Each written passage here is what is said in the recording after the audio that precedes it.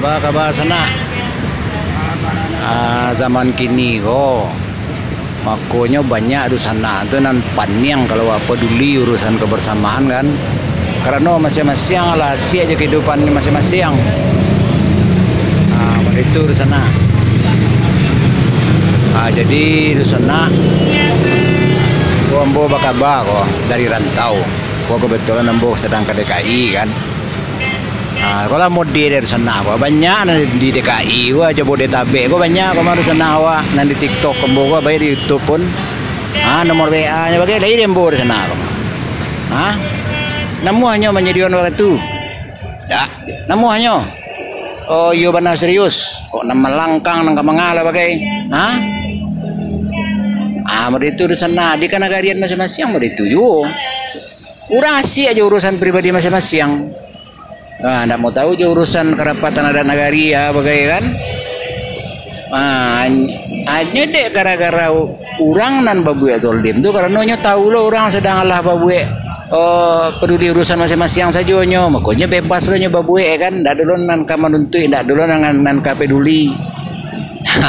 Lar sana itu nan sawananya sedang terjadi gini kok, degradasi raso baru sana, degradasi atau istilahnya kerusakan akhlak dan mental. Itu sedang terjadi gini itu kalau arah ke Sinan tuh arah ke kamera itu proyek Senen tuh atrium tuh kan. Jalan layang tuh. Kalau arah ke Sinan tuh Matraman. Matraman arah ke Sinan tuh sana. Itu belok kiri itu belok kiri ke Sinan tuh itu Arya Duta ke Gambir, ke Monas, ke Tamrin kan. Ambo kadang di Jakarta ke sana. Jadi di sana kalau nanti mudo-mudo maupun nanti tuh di DKI ambo tahu kartu di sana tuh tertentu. Sabanta, ya cerita siapa kawan sana.